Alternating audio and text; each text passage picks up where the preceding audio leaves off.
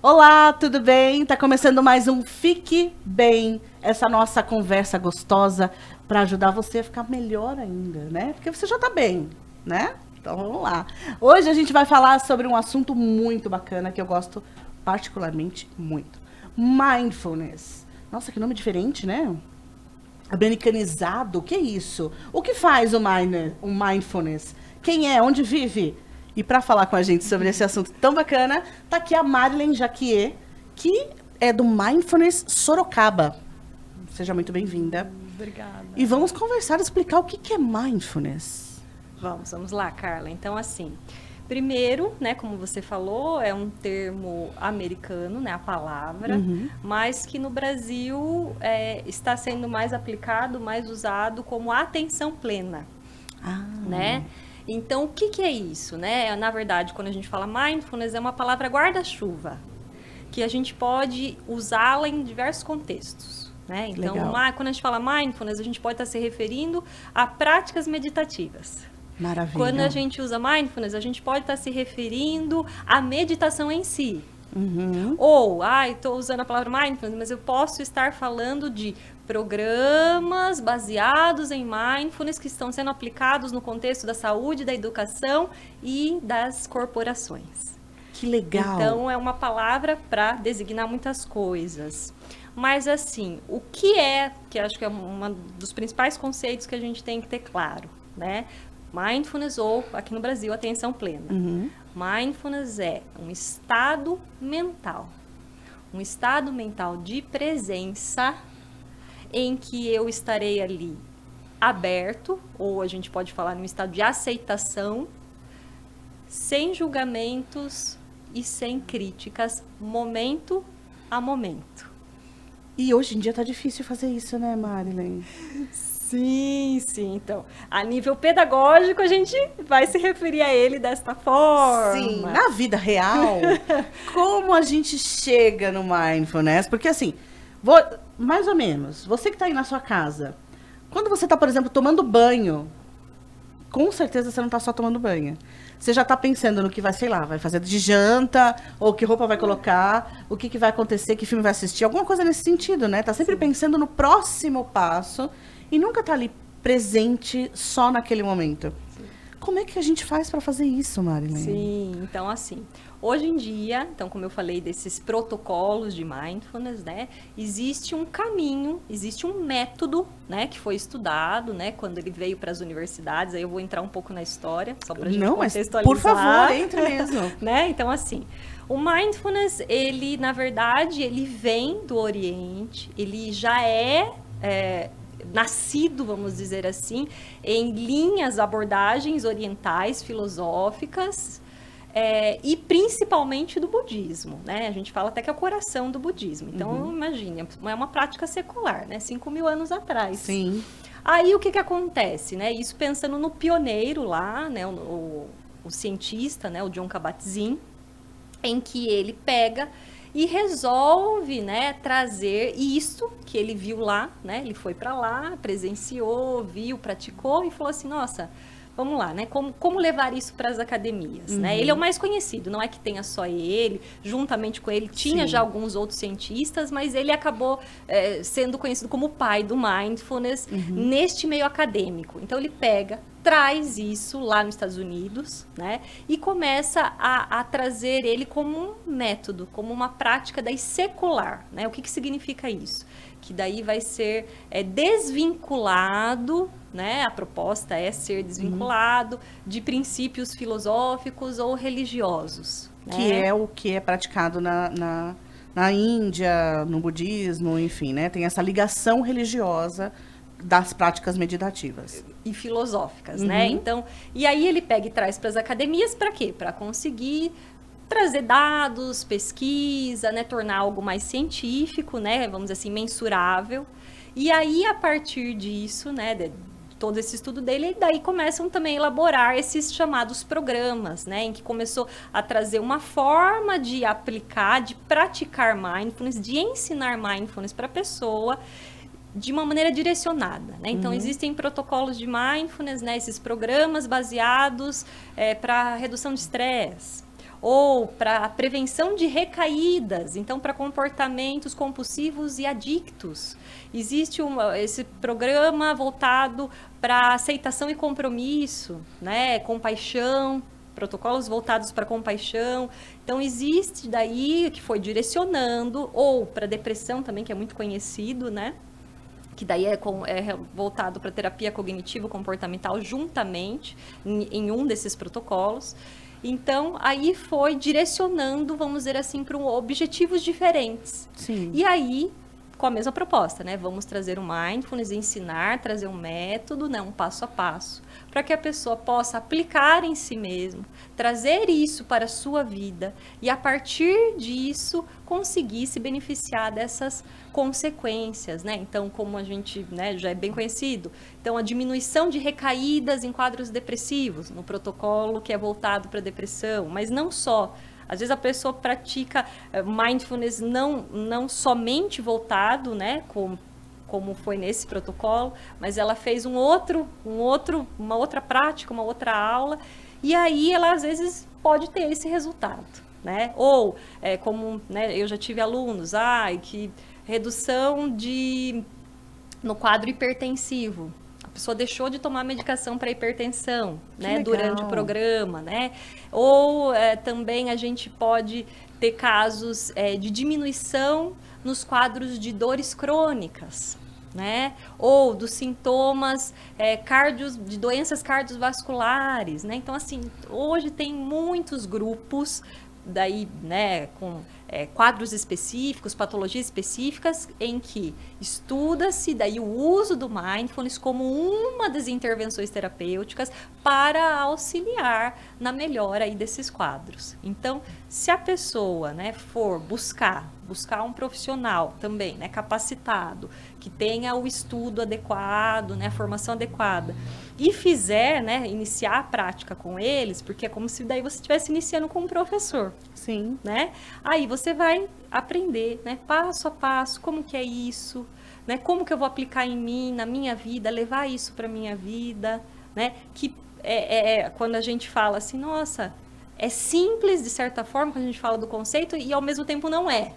É simples e não é. Então, daí como que eu faço isso? Parece que também vai ser simples iniciar. Só que às vezes se a gente não tem esse auxílio, né, não tem uma pessoa para nos guiar nesse caminho, vai ficar mais difícil e, na verdade, até confuso.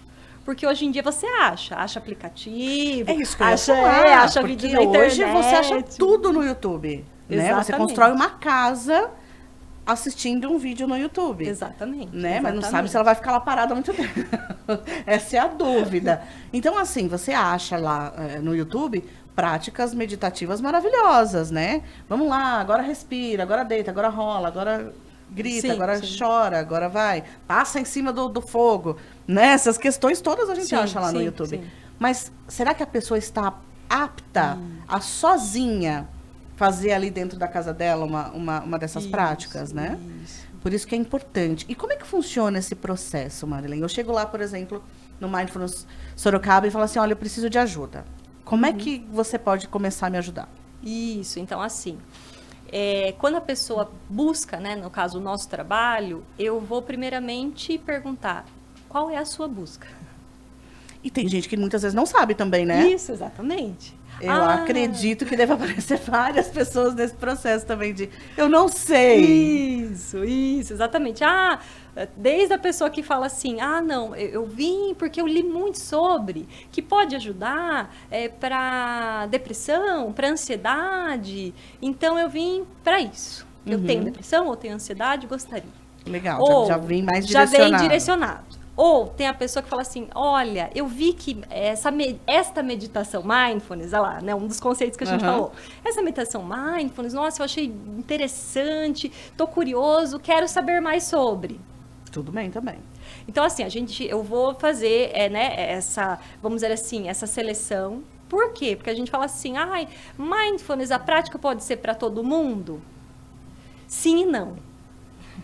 Por quê? Se a pessoa está em um momento, por exemplo, que ela está muito sensibilizada, ela já está desarvorada, vamos dizer assim, desorganizada, ela está, às vezes, num quadro agudo de alguma patologia, né? E vamos falar aqui das emocionais e mentais, aí psíquicas.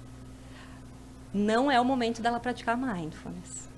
Legal saber disso.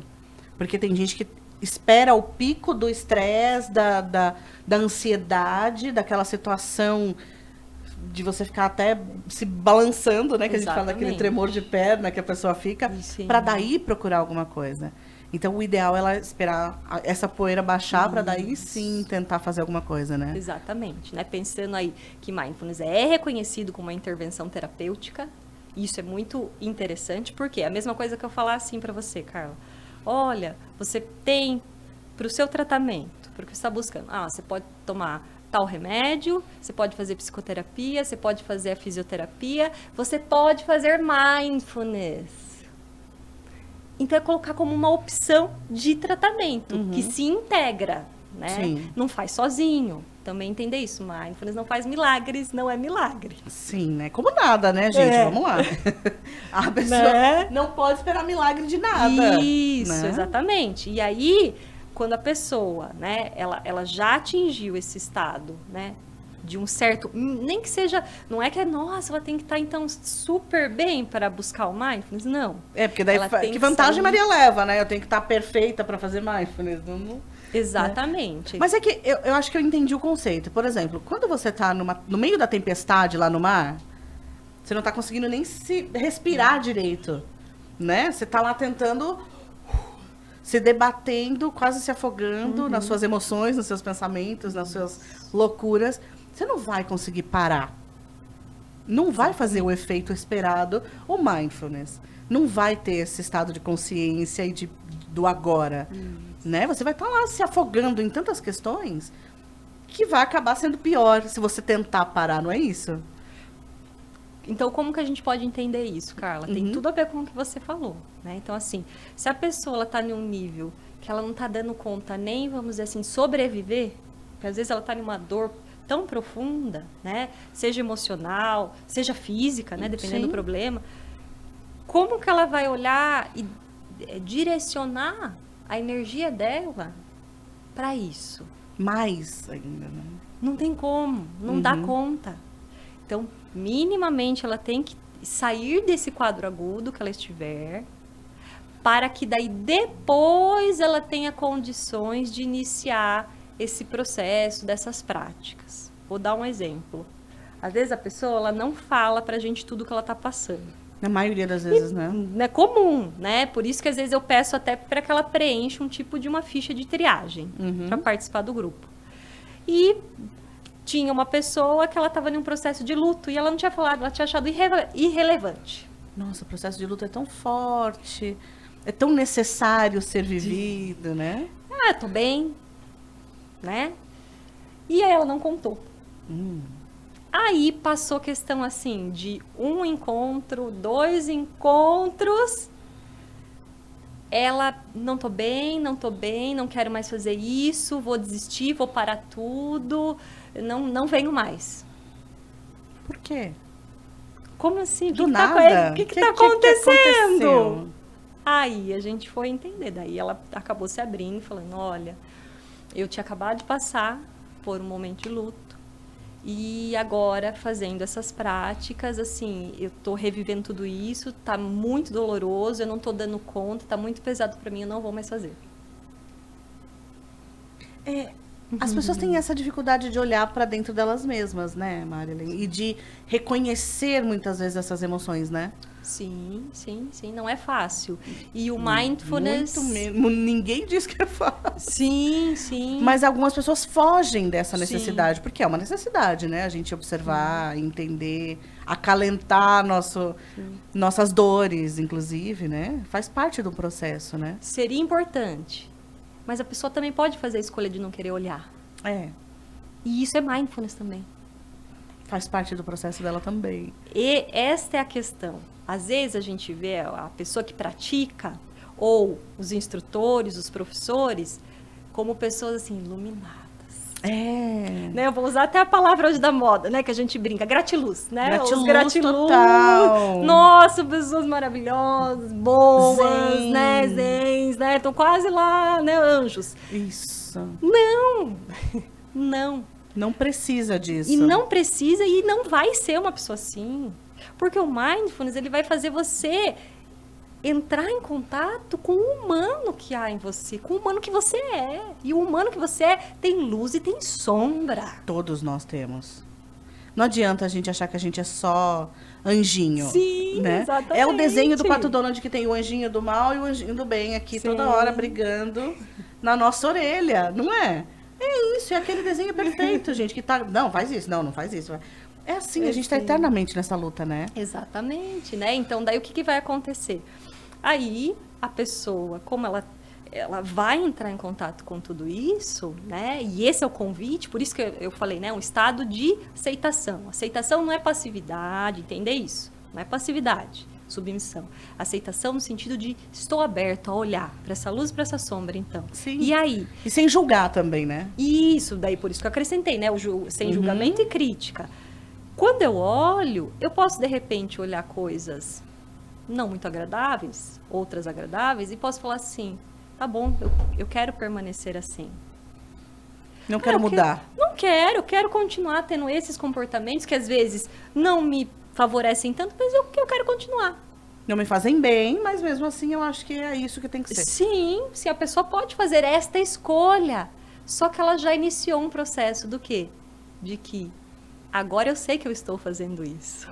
Você tomou consciência daquela ação, daquela atitude, daquela emoção, enfim. Sim, ou porque eu não dou conta mesmo agora, talvez eu queira daqui um tempo rever, buscar uma outra rota, mas às vezes nesse momento é isso que eu consigo. E tá tudo bem. E tá tudo bem. Então mindfulness também é isso. Né? A gente não confundir, porque isso também é comum, né? A pessoa achar que é ela não ter mais sentimentos, não sentir mais.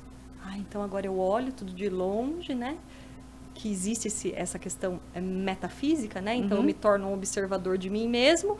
E aí, nesse processo, eu falo assim, nossa, Marília, então eu não vou mais sentir nada, é isso? Não, não é isso.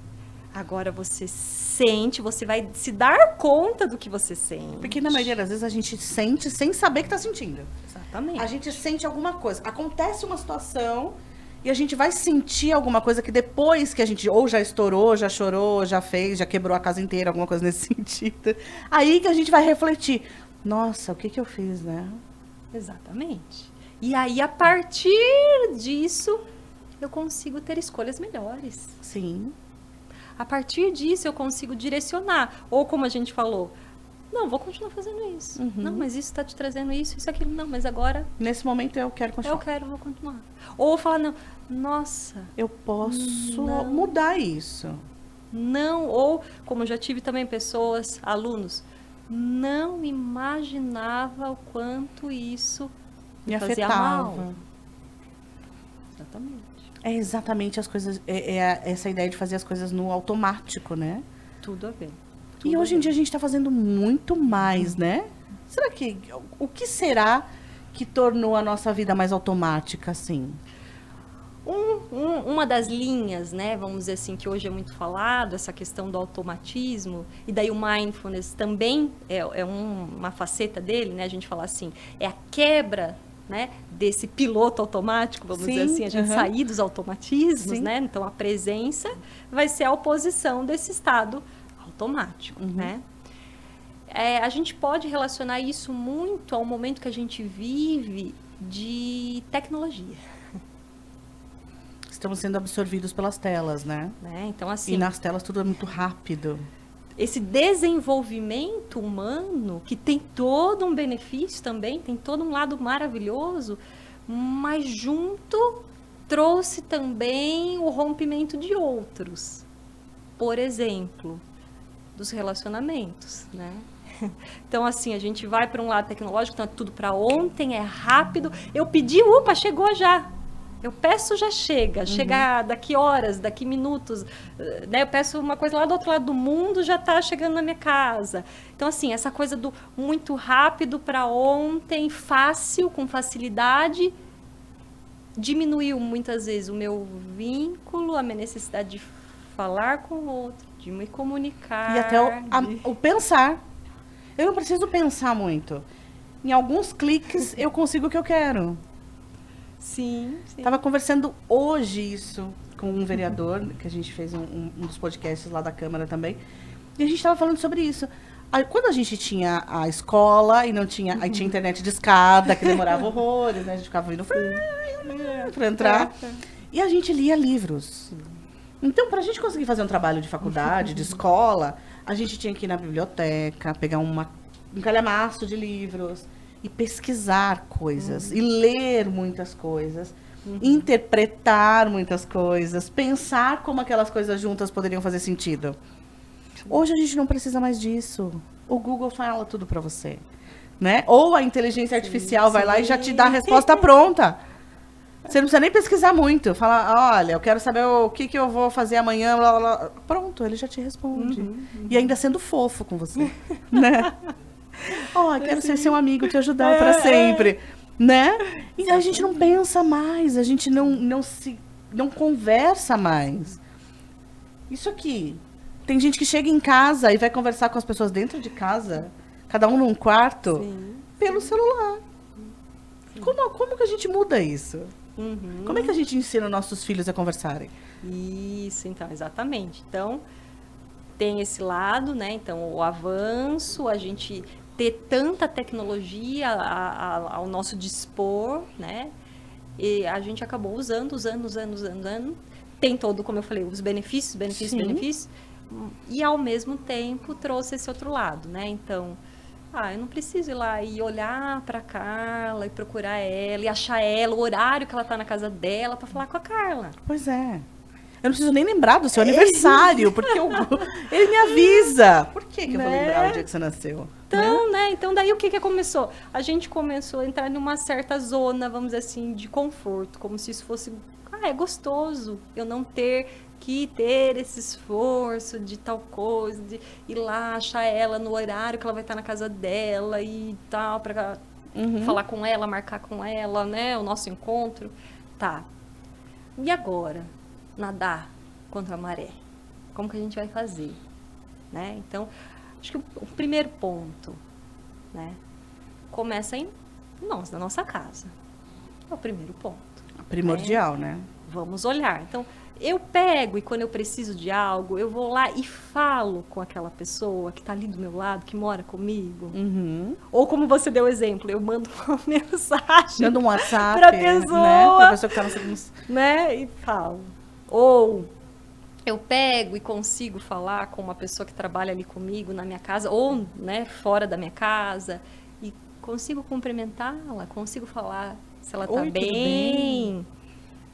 Né? Então, assim, coisas pequenas, simples, né? O que estiver mais próximo de nós. Será que a gente consegue hoje em dia ainda colocar a família inteira para almoçar numa mesa? Ou jantar, enfim, né? E conversar sem celular? Eu tento fazer isso com as minhas filhas. Por enquanto, eu acho que eu consigo. Elas têm 7 anos ainda. Então, ainda dá para tentar manter essa tradição familiar, né? Porque daqui a pouco vai estar com o celular na mão, vai estar fazendo 1000 coisas ao mesmo tempo. Mas eu acho importante a gente já convencer as nossas crianças de que estar junto e conversar faz diferença, né? Isso. E como que eu convenço? Mostrando, dando exemplo, estando junto. Exatamente. Né? Não é eu sentar lá com o celular e falar, oi, tudo bem? Legal, né? Mostrando, né? E a criança, ela não vai conseguir definir assim, não, a minha mãe só está trabalhando, ela precisa, por isso que ela está tanto tempo, sei lá, no computador, no celular, no que for. Não, ela só está vendo que você está no celular, ela só está vendo que você está no computador. Ela só está entendendo aquilo. É aquilo que está ficando para ela. Então, ela fala assim, poxa, se ela fica tanto, minha mãe, meu pai... Nossa, deve ser algo muito bom. Deve ser algo muito legal. Eu também quero participar disso. Eu também quero o meu celular. E aí começa.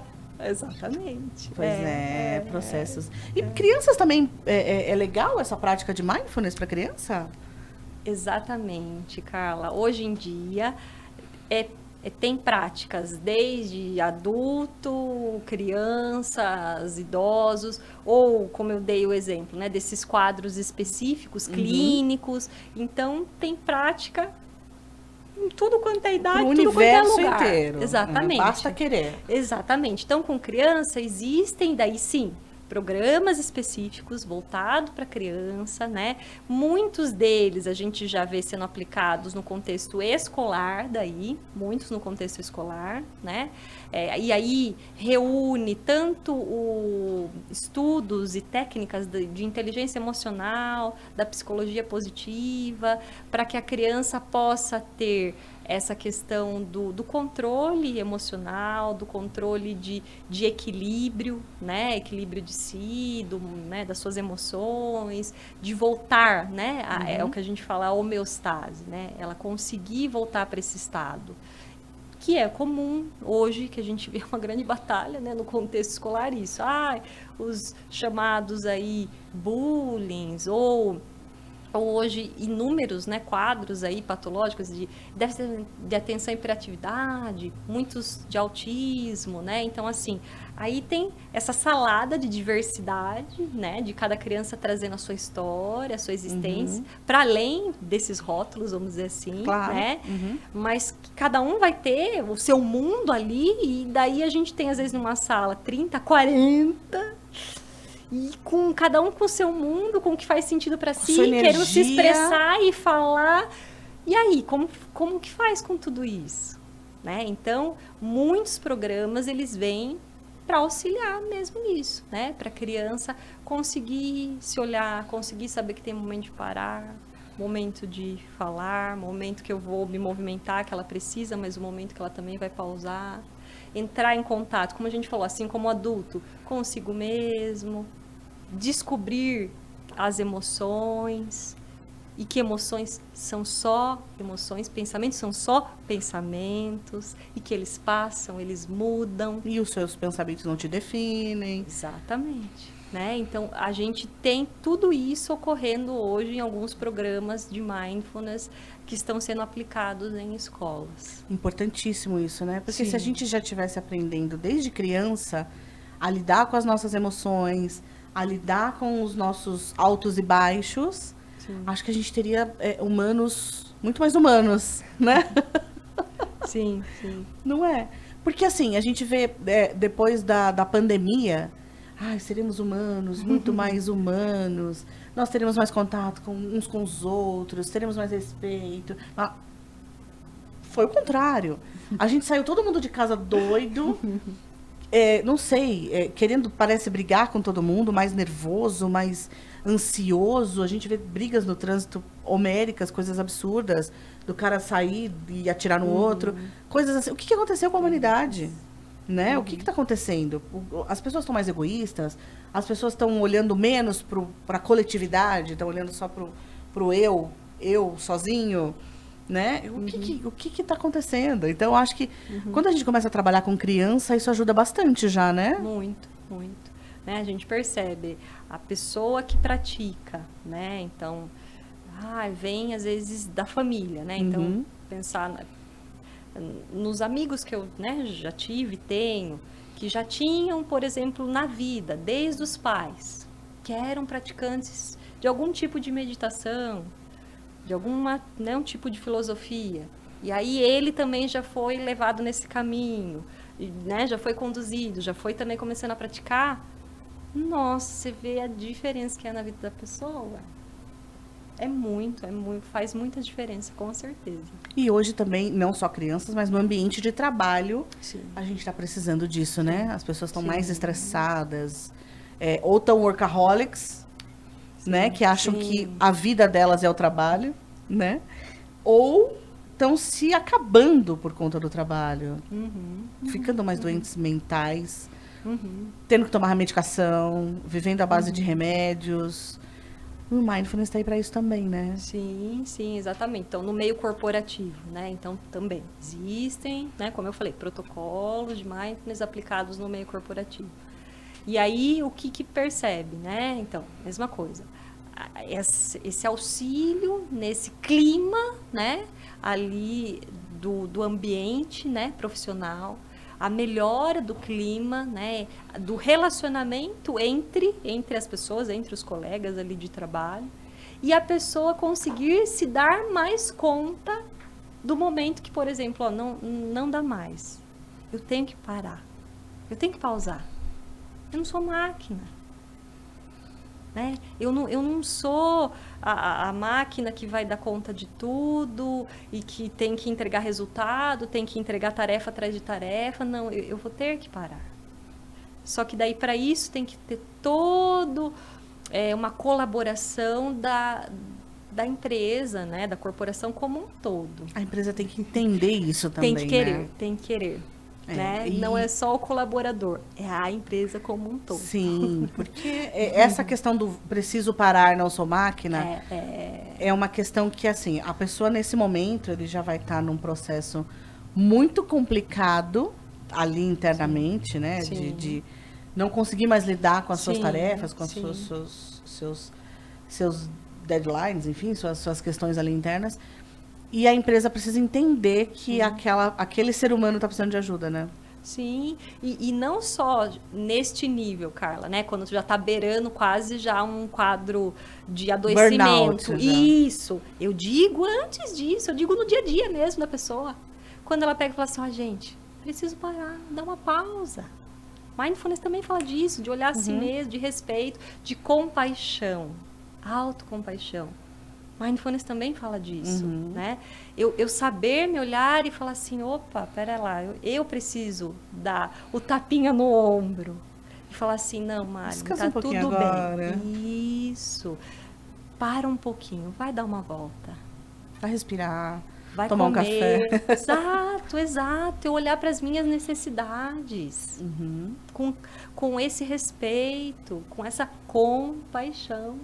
Né? É porque às vezes a gente passou por essa criação daquelas pessoas que vieram não, o trabalho é importantíssimo, você precisa trabalhar, você precisa estar focado, você precisa estar ali, porque senão alguém vai chegar e vai fazer melhor que você, e daí você entra nessa pilha. E isso vira o seu lema de vida, né? Eu vou trabalhar como a melhor pessoa do mundo para o universo. E você fica meio louco, né? Isso, a qualquer custo, eu não posso ficar doente. Isso. Não, a pessoa que fica doente e tira, sei lá, uma licença médica, tira um atestado. Nossa, porque você não é bom profissional, você não é bem reconhecido, bem visto. O que está acontecendo com você? Tem algo você já errado, foi melhor. Você já foi melhor. O que está acontecendo? Exatamente. Então, é ir contra essa maré. E aí tem que ter esse apoio, tem que ter esse desejo real da empresa te auxiliar nesse momento, né? Exatamente, de todos os níveis aí. Será que tem? Que empresas que têm essa cultura, será? Que empresas que têm essa cultura de incentivar mindfulness, de incentivar meditação, que seja, de incentivar esse processo de autoconhecimento? Vou dar um exemplozinho que daí, acho que só quem trabalha lá que vai poder dizer mais, né? Mas a gente sabe, pelo menos na teoria, o que eles falam, a Google.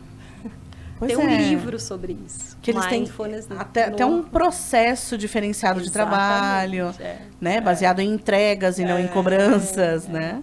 Tem um livro sobre, né, a aplicação de um protocolo de mindfulness voltado para o ambiente corporativo. Que legal. Será que tem alguém que trabalha aí na Google que alguém quer conversar com a gente? Quer conversar com a gente e contar como é que é esse protocolo aí? Porque a gente gostaria de saber, de verdade, né? Ver se realmente está dando certo. Exatamente. E como é que funciona na vida real isso, né? Para os funcionários, para a gerência, como é que... Tem algumas, assim, eu posso dizer, movimentos buscando. Então, eu já vi outras empresas, né, pensando aí nacionais, convidando, então, profissionais, permitindo que eles entrem em contato com isso, saibam como incentivando, né, que isso possa fazer parte da vida dos seus colaboradores. Então, assim, isso eu já vi, já é alguma coisa, já é um movimento bacana, né? Agora... realmente um trabalho assim mais profundo, fazendo parte real. Isso, exatamente, fazendo parte ali mesmo do cotidiano daquele colaborador, né? Eu ainda desconheço. Fica a dica, né? Você que é empresário, você que é gestor, você que tem sua empresa, vamos lá, vamos tentar, vamos ver se funciona. Eu acho que pode ser bem bacana, né? Quando você trabalha com esse processo assim. Com certeza. De incentivar a pessoa no autoconhecimento, na autocompaixão. no parar, no respirar, Sim, sim. no focar. Sim. A gente está perdendo muito foco também das coisas, né? Porque a gente quer fazer Sim. 1000 coisas ao mesmo tempo. Sim, sim, exatamente. E o mindfulness pode auxiliar muito nisso, né? Tem total também relação com isso, né? Então, se eu estou no presente, né? E isso é interessante o que você falou, Carla, porque existe esse mito, e ainda mais para nós mulheres, né? A mulher faz 1000 coisas ao mesmo tempo, porque só mulher que dá conta mesmo. Só a mulher que tem ela 15 abas é, abertas no não, e ela computador. faz e faz bem, e às vezes a gente se acha maravilhosa com isso. Só que isso é extremamente adoecedor. Sim. Ah, ele é uma guerreira, gente. Para. A guerreira fica cheia de feridas aí que precisam ser curadas e ela precisa de descanso também. Porque vai na contramão do nosso funcionamento cerebral. O cérebro, ele funciona para economizar energia. Ele funciona com um foco. E a gente quer ter 15. É como se isso é uma figura legal. A gente vê como se fosse um teatro. E o cérebro é o palco desse teatro. E daí, de repente, eu estou, por exemplo, aqui falando com você. Então, no meu palco está aqui a nossa conversa. Uhum. Só que aí, de repente, eu posso, sei lá, escutar um barulho aqui. Opa, mas daí o meu foco talvez já não tenha mais conversa. Aí veio o barulho, aí eu posso, de repente, querer ver, querer saber o que é isso. Então, assim, sai um ator e entra outro. Fica um de fundo e o outro torna-se o principal. E assim vai, né? Como se fosse uma peça de teatro que está sendo encenada. Só que aí a gente quer fazer do nosso cérebro como se todos os atores fossem os principais ao mesmo tempo. Ao mesmo tempo. Não dá. Não dá. Aí que funde o cérebro da pessoa, não né? Não dá, não dá. Ah, não, mas claro, eu conheço fulano. Ah, eles conseguem. Primeiro, ele acha que ele consegue, porque ele não vai estar 100% em tudo. Uhum. Não vai fazer com o mesmo qualidade e realmente presença, esse tudo. E isso vai durar pouco. E a que custo? Porque ele está indo na contramão do funcionamento dele. Em que momento o seu cérebro vai falar, chega, parei. Exatamente. E é comum, eu já vi vários profissionais, até amigos, assim, trabalharam na área da saúde, né, médicos, que é muito comum, em que ele trabalhava, ele fazia plantão, mas ele trabalhava também com uma área lá, ele era o principal da área, e aí, na parte de cirurgias, e aí, ao mesmo tempo que ele trabalhava, né, então ele estava ali atuando no hospital, mas daí se surgia algo desse outro ramo dele que ele atuava, ele também era chamado ao mesmo tempo, mas daí ele tinha família também, ele era casado, ele tinha filhos. Chegou um momento, eu nunca me esqueço também dessa situação, em que ele diz que ele estava em um restaurante e ele desmaiou. Desmaiou, deu um apagão no restaurante. E ele cai na mesa. Desligou, pá! E aí, né, ele estava com a esposa na situação, e a esposa vem, tenta socorrê-lo, né, achando que ele estava tendo, sei lá, um infarto, alguma coisa assim. Sim. E aí ele vai voltando, né, ela começa, né, falar com ele, mexer nele, aí ele vai voltando e ele fala assim, não, o que está acontecendo comigo? E aí ele foi investigar a partir dessa situação, e aí quando ele investiga, ele descobre, né, o excesso de carga, de trabalho, de tarefas que estavam levando ele. Aí era como se fosse um curto. Estava tendo praticamente, vamos usar essa linguagem, um curto. Caramba. E aí ele falou assim, se eu continuar assim, vai chegar uma hora que o curto... não tem volta. Vai queimar de vez e não vai ter volta. Que loucura, né? E aí ele teve que parar. E aí ele foi rever a vida dele, e daí ele teve que parar com algumas atividades que ele tinha, profissionais, para ele voltar a ficar bem. Eu tive um amigo também que foi uma história muito parecida. Na época que eu trabalhava em rádio, alguns anos atrás, a gente tinha a figura que era do divulgador de gravadoras, que ele ia de rádio em rádio, levar CDs de brinde, essas questões. E esse meu amigo, ele fazia a região toda do interior. Sim. E ele contou que uma vez ele parou numa cidadezinha, assim, pra descansar, almoçou, foi descansar um pouco, assim, no hotel. Quando ele acordou, ele não sabia onde ele estava, quem ele era. Ele teve um apagão completo do que aconteceu na vida dele, quem é ele. Aí ele buscava, naquela época já tinha celular, tipo, casa, ligar pra alguém que pudesse lembrá-lo quem ele era. Aí teve que vir a família dele, buscá-lo, levar ele. E foi aí que ele começou a entender o que era um burnout. Sim. Burnout é mais ou menos o burn é o queimar o fusível do cérebro da pessoa. Sim. E ela simplesmente esquecer quem ela é. Que loucura, né? A que ponto a pessoa tem que estar tão alucinada, de falar, ó, queimou meu fusível aqui, agora eu não sei nem quem eu sou. Caramba, né? Como é que a gente chega a se forçar tanto, né? Por quê? Esse desejo de maltratar-nos. Muitas vezes porque a gente não percebe que está chegando o limite, ou que já chegou. Ou se até sente sinais, mas fala assim, não, mas dá mais um pouquinho. Vai mais um pouquinho. Vai mais um pouquinho. Aí até que chega realmente nesse limite, né? Existem essas possibilidades.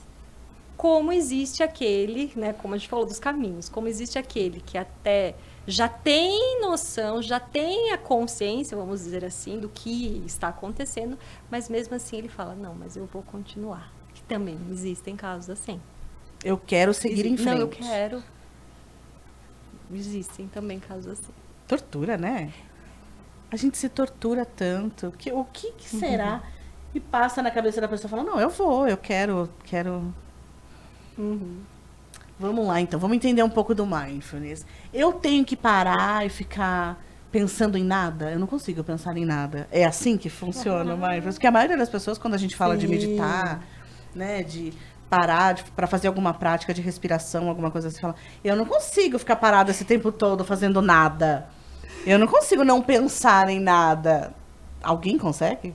Ótimo. Será que tem um monge budista lá que mora sozinho em cima da montanha, que ele consegue não pensar em nada, que ele pensa assim vazio, tela em branco, tela azul do Windows?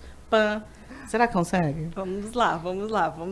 Várias coisas numa pergunta, Carla, muito bom. Então, assim, primeiro, você trouxe um mito das práticas meditativas. Aí eu vou para além de mindfulness. Sim. Práticas meditativas. Porque aí existe uma conversa no meio acadêmico, né? Mindfulness é ou não é meditação? Porque eu acabei de falar que mindfulness era o quê? O estado mental. Sim. Opa. E como então, é que eu chego nesse estado mental? É uma prática de meditação. Como chegar nesse estado mental? Exatamente. Então, assim, ele é o estado mental, só que também nós podemos falar que existem práticas simples, meditativas, que vão nos auxiliar a cultivarmos esse estado mental de presença. Então, que é o que eu gosto mais, né? Eu acho mais interessante falar, é meditação? Não, é para além disso. Né? Então, é um estado de espírito. É esse estado da mente, né, de presença, em que eu uso práticas simples, meditativas, em que eu posso daí cultivar esse estado. Perfeito. E daí? Mas, Mari, então, qual a diferença daí? Que é mais uma pergunta sua. Mas e meditação? Então, qual que é a diferença de mindfulness e meditação?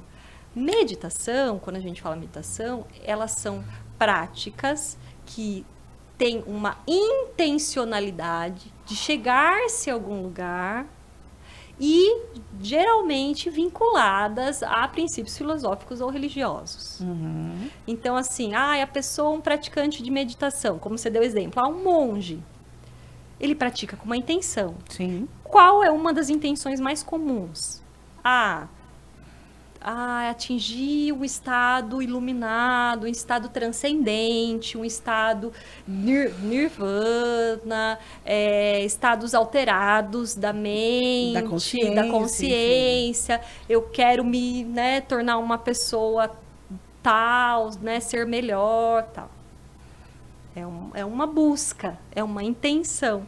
Uhum. Na nossa prática de mindfulness, nessa, né, como eu falei, nessa secular, nessa proposta, a gente não vai ter esta intenção ou uma intenção específica. Vamos ter consequências da prática, né? Como eu dei, né, os exemplos aí. Mas não é, então eu vou praticar para diminuir a minha ansiedade? Eu tenho essa intenção, Marilyn. Então, vou ter que te dizer uma coisa. Talvez não seja o melhor caminho para você. Por quê?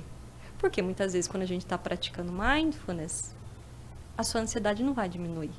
Inicialmente, pelo menos. Mas ela pode aumentar? Pode ser uma consequência, pode. Pode.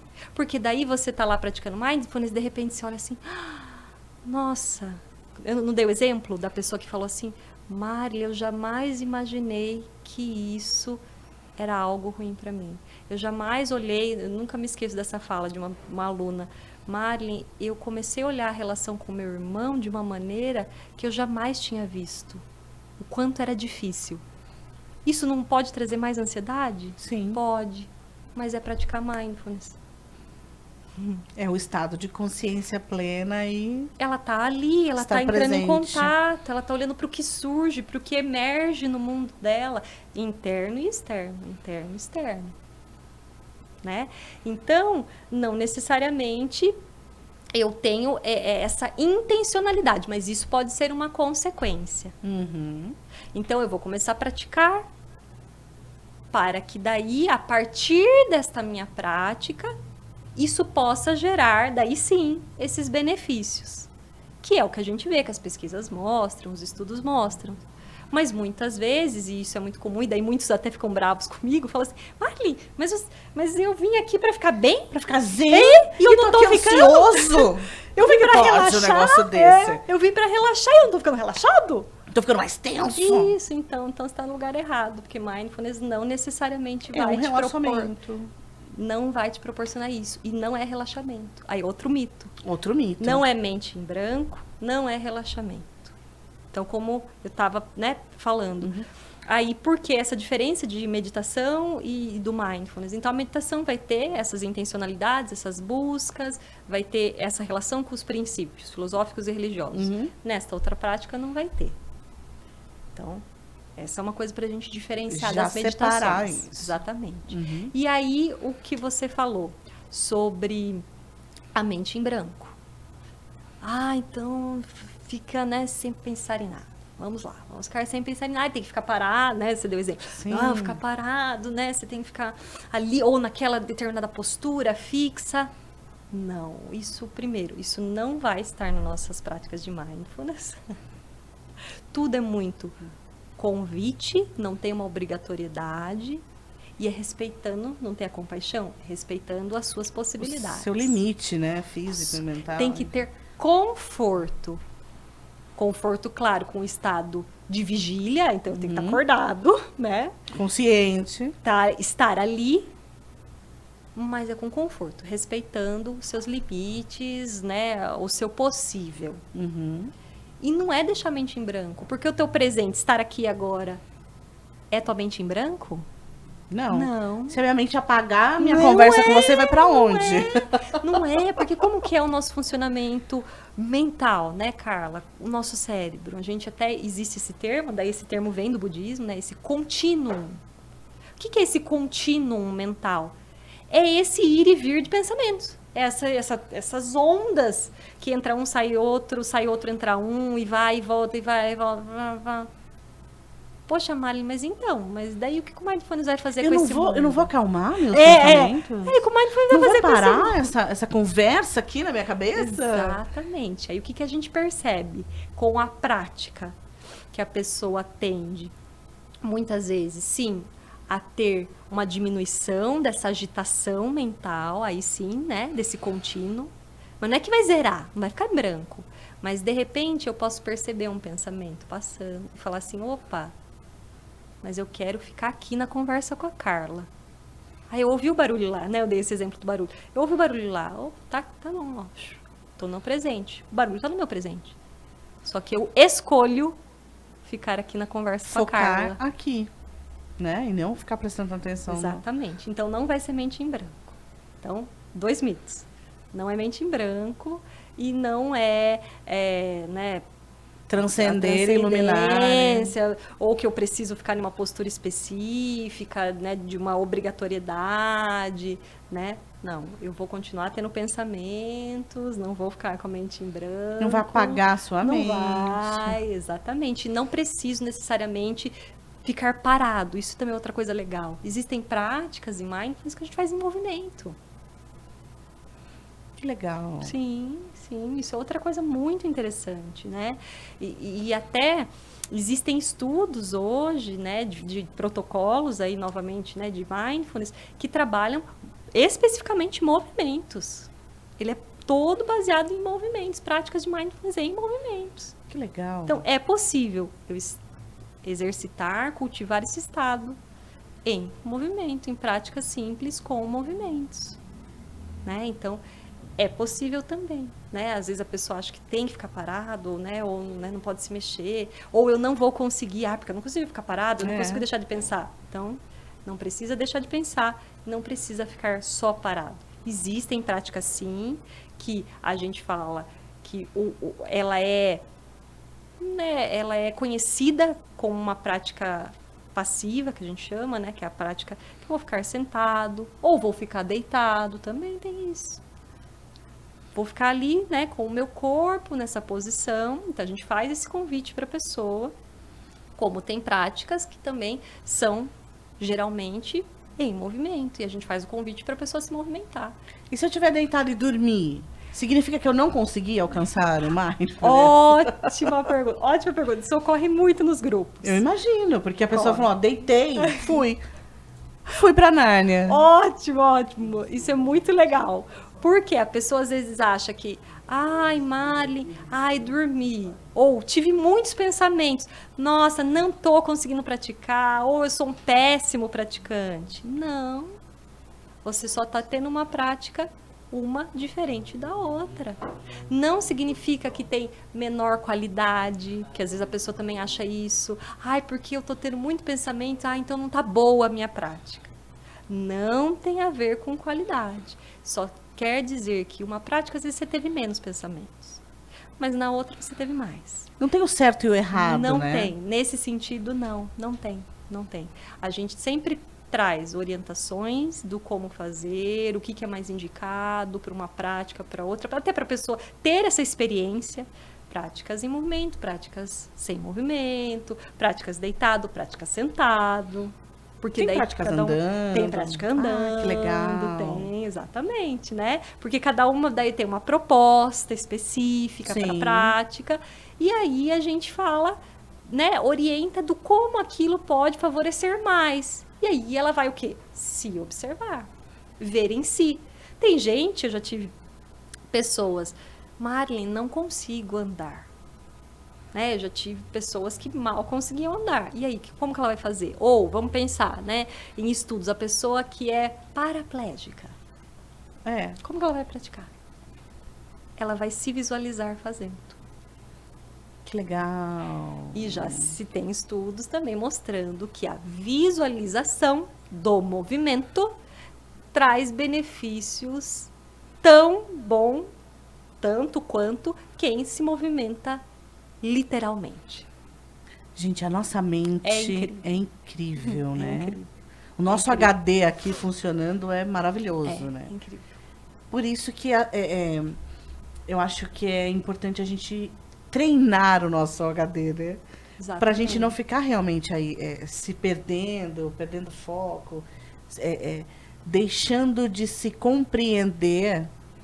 Por quê? Porque quando a gente se entende as nossas necessidades, entende o nosso momento, está presente, a gente consegue funcionar de forma muito melhor. Sim. né? sim. Então, cara, olha que universo maravilhoso. Você consegue meditar, não é meditar, entrar em estado de mindfulness andando ou imaginando que você está andando. Isso, exatamente. Gente, isso é sensacional. Muito, muito. Isso é muito legal. Como é que você descobriu o mindfulness na sua vida, Marilyn? Ah, Como é que foi percurso isso? muito legal. Vamos lá, Carla. Então, assim, primeiro, né? Então, eu sou psicóloga, né? A minha graduação é em psicologia. Uhum. A partir da psicologia, eu comecei, né? Daí entrar nesse mundo da mente, emoções, Porque é pensamentos. sensacional, né? Você vai mergulhando cada vez mais fundo, descobrindo cada vez mais coisas, né? Né? Então, já me encantava. Eu tinha uma coisa, né? Antes até de escolher a psicologia, eu já pensava assim, não, aquela velha frase, né? Mente sã, corpo são, né? Aquela bem famosa. E a partir disso, eu falei, né, será que é assim? Nossa, isso me encanta. A mente que consegue trazer isso para o corpo, né? E aí, entrei na psicologia, fiz minha graduação, e daí na graduação eu já tinha como proposta de vida um olhar mais assim, né? Um olhar que hoje a gente chama de integrativo, então que olha mente, corpo, espírito, né? Algo além da matéria. Uhum. Já tinha isso na minha vida, daí eu falei assim, não, pera, o que mais? Será que existem conhecimentos, formações que falem sobre isso, que estudem isso? E aí, em desses percursos, conheço uma, né, das pessoas que foi uma grande professora na minha vida, né, que é a doutora Susan Andrews. Eu fiz com ela uma pós-graduação, né, chamada Biopsicologia, Ciência, Corpo e Mente. E lá me deparo com meditação, daí sim, meditação. Uhum. Meditação, Ayurveda, né? Medicina indiana, yoga, o que são essas práticas milenares que tanto contribuem com o ser humano e que olham o ser humano assim, né? Esse ser integral. E aí eu falei assim, não, pera, tá bom. Então aqui eu tô tendo contato com tudo isso. E daí quando eu peguei a meditação, eu falei assim, tá, mas isso daí é meditação. É aquela coisa, mestre pro discípulo. Né? Envolve toda essa questão filosófica, não religiosa lá, espiritualizada de alguma forma, mas né? sim com buscas, né? Buscas de trazer benefícios, de melhora do ser, tudo. E aí eu falo assim, não, pera, mas e aí? Como que eu vou levar isso para um contexto acadêmico? Como que eu vou levar isso para o meu consultório, enquanto psicóloga? E aí, lá também, uma das aulas que nós tivemos com uma grande pesquisadora no Brasil, que é a doutora Elisa Cosassa, tive uma aula com ela lá, conversei com ela e falei assim, doutora, e aí? Como que eu faço para levar isso para as pessoas, no geral? E aí ela falou assim, Marilyn, se você quiser, você tem que ir atrás do Mindfulness. E daí ela que me orientou, você vai atrás do Mindfulness e vai atrás do professor, doutor Marcelo De Marzo, né? Esse professor é uma das referências hoje no Brasil em Mindfulness, né? E aí fui atrás dele, fui buscar e tem informação no Brasil, já sabia que existia fora do Brasil. Existia lá com o John Kabat-Zinn, né? Como eu falei para você, existia um pessoal também na Inglaterra que oferecia. Eu falei, mas hoje eu não consigo, né? Tem que ser no Brasil. E aí descubro nessa época que ele estava oferecendo uma formação para instrutores de mindfulness. Que legal! E aí eu consegui participar de uma turma dele, né? Que ele estava oferecendo na época, junto com o Instituto, que ele é um dos representantes lá, que é o Instituto Mente Aberta, né? E me formei, então fiz a minha graduação com ele, com um dos protocolos, né, que é o protocolo que na época ele oferecia era o MBSR, que é Mindfulness baseado em redução de estresse, mas também que daí teve, né, uma mudança depois, que veio o Mindfulness baseado em promoção de saúde, que é um protocolo brasileiro, daí esse é brasileiro. Que legal. Né, muito bacana, né, que ele é um dos idealizadores desse protocolo. E aí, a partir disso, eu falei, agora eu vou conseguir levar, né, para o meu consultório, agora eu descobri que caminho seguir. Exatamente, aí que eu fui levando o Mindfulness, né, mas também diferenciando, isso é outra coisa bacana. Então, psicoterapia é uma coisa, quando eu vou fazer meu trabalho com Mindfulness é outra, né, entendendo assim, não é porque eu faço Mindfulness, eu substituo a minha psicoterapia. Que mistura tudo e não substitui, são coisas diferentes, né? Existem, sim, propostas terapêuticas, psicoterapêuticas que trazem a intervenção de possibilidade. mindfulness, a possibilidade existe. E eu até trago algumas ferramentas para os meus pacientes, quando a pessoa se interessa durante a psicoterapia. Mas entender quando a pessoa quer fazer mindfulness, seja pelos N motivos, né, que a gente falou aqui, aí existem esses programas, e esse programa específico que eu ofereço daí, que tem duração de 8 semanas, né, tem todo uns critérios aí, Sim. ou as aulas também de mindfulness, que são terapêuticas. São terapêuticas, mas não são psicoterapêuticas, não é psicoterapia. Então a gente tem que diferenciar, também, né, esses trabalhos. Então aí eu comecei daí a atuar com isso e fui estudar também as outras coisas, né? Então, eu estudei já um pouco do yoga, me aprofundei um pouco, fui para yoga terapia, para práticas somáticas, que daí você vê a relação, né? O quanto esse estado mental está presente em diversos conhecimentos e é tão necessário, né? Sim. Então, daí estudei, daí depois fui para medicina indiana, o Ayurveda. Também estudei. Aí a gente vai ver o quanto também isso tem a ver e está ali presente, né? E é necessário, né? Porque a Ayurveda também traz esse olhar do ser integral, da importância de você se olhar como esse todo, né? E traz também como práticas aí, né? Terapêuticas, meditação, yoga, né? Então, aí eu abri esse meu leque e hoje eu atuo, né? A minha atuação principal é como psicóloga, mas com certeza todas essas formações... Com uma visão muito mais ampla de todos os processos. Exatamente. Que legal, né? E quem quiser conhecer o Mindfulness Sorocaba, como faz? Então, a gente tem tanto o Instagram, né? O Mindfulness Sorocaba, né? Existe o meu Instagram, né? Também, que é Marilyn J. Monteiro. E entrando em contato, principalmente, eu acho que essas duas vias, né, são mais fáceis, né, é só mandar mensagem, acho que meu telefone está lá também, né, WhatsApp, disponível, e aí a gente vai falando, né, de acordo com como eu falei, qual é a tua busca? O que você quer? Né? O que você está buscando? Qual é aí o processo que você está passando? Que maravilha, gente! Eu espero que você tenha gostado tanto quanto eu de conhecer um pouco mais sobre Mindfulness. Muito obrigada, Marilyn, por essa aula de Mindfulness, que Mindfulness não é meditação, é uma prática, tem um monte de coisa aí. Rever aqui, que daí você vai ver como é legal. Eu adorei, e fica o convite para você voltar mais vezes, daí a gente falar sobre N outros assuntos, não só Mindfulness, mas sobre todo esse processo da somática, né, que eu acho super importante as pessoas entenderem e começarem a analisar como as emoções geram doenças, geram as questões que vão borbulhar no nosso corpo de repente, assim, né? Nossa, de repente eu tenho uma tontura do nada. Por que será? Né? Da onde que está surgindo essa tontura? É do nada mesmo? Será? Exatamente. Como é que funciona isso? Então, já fica aí o convite para um próximo papo aqui entre a gente. Obrigadão mais uma vez, viu? Muito obrigada, Carla. Eu que agradeço essa oportunidade, essa abertura para um tema, às vezes, que, né, vai sendo deixado ou é visto de uma forma, às vezes, muito midiática, muito, né, como a gente falou, gratiluz, e não traz realmente o aprofundamento. O que é necessário saber. Sim, o que é realmente. O que é realmente. Né? Então, fica aí o seu convite para entrar em estado de mindfulness. Até o próximo. Fique bem. Tchau.